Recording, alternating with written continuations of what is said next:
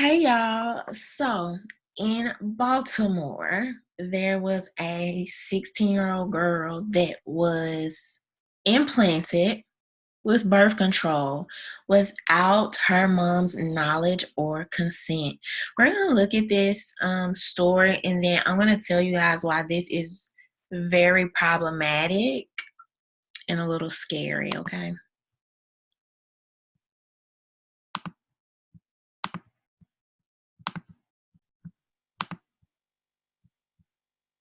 Parents may not know your child doesn't need your consent to obtain birth control, and they don't need to meet with a doctor. A wide variety of contraceptives are available through school health centers. Nicole Lambert's teen had been complaining about headaches and a pain in her arm. After several weeks, she sent her to get checked out by a pediatrician. She told him that the school implanted birth control in her, and she explained to him where. Her 16-year-old daughter had Nexplanon, a form of long-acting reversible contraception implanted in her arm. Incorrectly on top of that. According to the manufacturer, the 3-year birth control goes on the inside of the upper arm. Photos show Nicole's daughter had it near the back of her arm.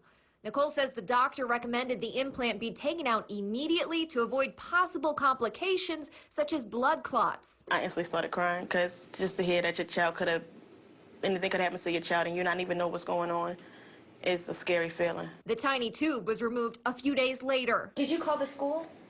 I actually went to the school. I was furious. I was mad, so I went to the school.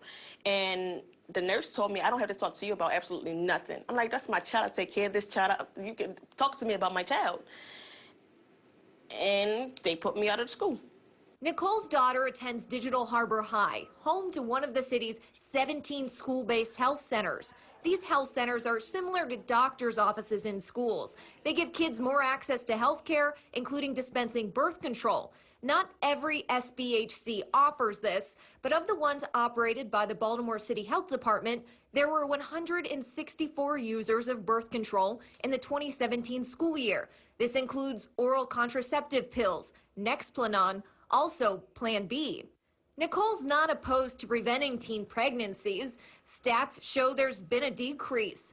However, she's not comfortable with nurses at school doing invasive procedures, and she hired an attorney to investigate. Ms. Lambert wasn't given the choice to pick her medical provider where her daughter would feel comfortable going and receiving these services, who she knew did a comprehensive medical exam, who she knew her medical history. We reached out to the school system for comment. They told us to direct our questions to the health department. We asked the city health department about training for this procedure, qualifications, and comment on this incident. They told us the law department has advised them not to respond to our questions because of a pending case against the city. Few answers, including why Nicole's permission was sought for other things, yet this was never brought up.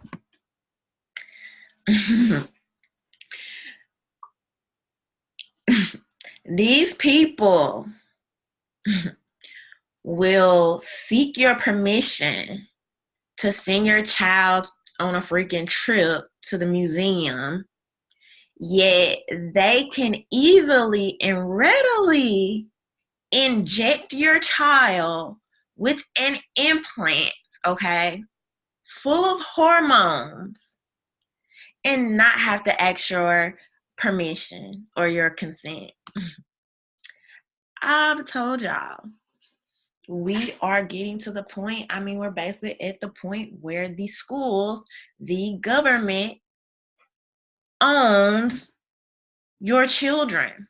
They are allowed to make decisions on the behalf of your children without your consent or knowledge. It went from what they were teaching them to now what they are physically implanting in them. 2 reasons I have a major problem with this, okay? First of all, is the socialized medicine, the socialized medical aspect of this, right? You inject this 16-year-old girl with a implant that, first of all, lasts 3 years. A lot of these 16-year-olds are still being woken up by their freaking parents in the morning to catch the school bus. That's first of all. So who was gonna manage when this birth control needed to be removed, okay? Not only that, we know some of these lower income areas get the worst of medical technology and medical staff in these areas. They implant this thing in her. They don't even do it correctly. The thing is in the wrong position. They can cause blood clots, lead to all type of medical conditions. And this could have ended up being a tragic situation. And you would have had people looking at the parent like, what's going on with your daughter? And she would have had no absolute clue. Okay, so this is what happens when you are not allowed to choose your doctor. You're not allowed to have any say in the people that are performing these medical procedures. Okay, they just do whatever and give you with that whatever. So that's my first problem with this situation. My second problem with this situation is the fact that these people are going further and further to give your child complete autonomy over their bodies, okay? Let's not act like implanting a child with birth control. You don't even know this child's medical history, nothing, right? You implant this child with all these hormones. Let's not compare that to people handing out condoms at the school, okay? It's not the same. These birth control and things like this have been found to possibly have long-term effects on women, okay? We know this. I'm sorry to break it down to you, regardless of what the birth control industry and big pharma tries to tell you.